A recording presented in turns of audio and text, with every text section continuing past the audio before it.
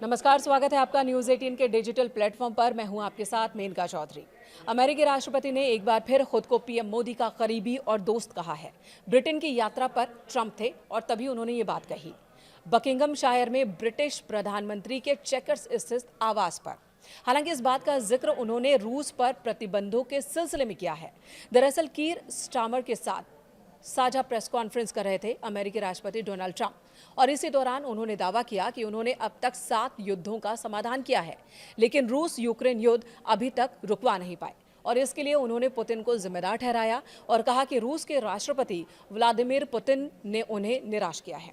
साथ ही ट्रंप ने यह भी कहा कि अगर कच्चे तेल की कीमतें गिरती रहीं तो पुतिन पर यूक्रेन युद्ध से पीछे हटने का दबाव बनेगा और ये तब हो पाएगा जब यूरोप के देश भी रूस से तेल खरीदना बंद करेंगे। अगर यूरोप के देश रूस से तेल खरीदते रहें तो ऐसा नहीं हो पाएगा। और इसी बीच उन्होंने कहा कि अगर तेल की कीमतें कम हो जाती हैं तो रूस आसानी से समझौता कर लेगा। इसी बात को आगे बढ़ाते हुए ट्रंप ने कहा कि मैं भारत के बेहद करीब हूं, प्रधानमंत्री नरेंद्र मोदी के करीब हूं। मैंने उन्हें उनके जन्मदिन पर शुभकामनाएं भी दी थी। हमारे बीच काफ़ी अच्छे संबंध हैं, लेकिन मैंने उन पर प्रतिबंध लगाए ताकि वो रूस से तेल न खरीदे।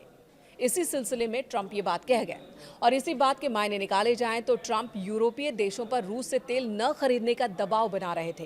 हालांकि इससे पहले भी ट्रंप ये बात कह चुके हैं। ट्रंप ने कहा कि दूसरी बार अमेरिका के राष्ट्रपति का कार्यभार संभालने के बाद वो उन युद्धों को भी सुलझाने में सफल रहे हैं जिन पर पहले बातचीत तक नहीं होती थी। ट्रंप ने एक बार फिर भारत पाकिस्तान के युद्ध को रोकने का क्रेडिट लिया।